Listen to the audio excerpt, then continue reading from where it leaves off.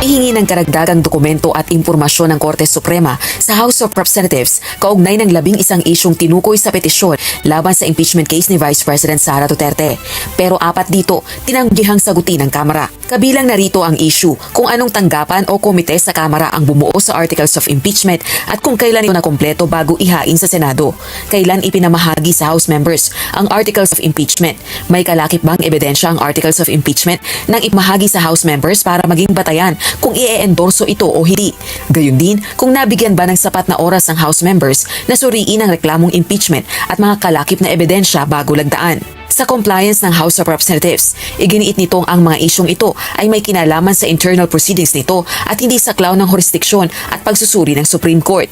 Dagdag pa rito, ang usapin sa paghahanda, pamamahagi at pagsusuri ng reklamong impeachment, gayon din ang attachments nito ay hindi saklaw ng anumang tiyak na probisyon ng saligang batas o alituntunin ng House of Representatives.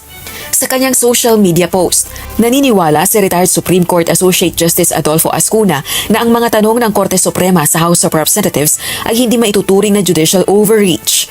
Bagkus, bahagi ng tungkulin ng kataas-taasang hukuman na suriin ang posibilidad ng pagkakaroon ng paglabag sa saligang batas o pag-abuso sa tungkulin. Umaasa naman ang House of Representatives maglalabas ng desisyon ng Korte Suprema kaugnay ng petisyon sa impeachment case pabor sa Kamara at uumpisahan din ng Senate Impeachment Court ang paglilitis kay VP Sara.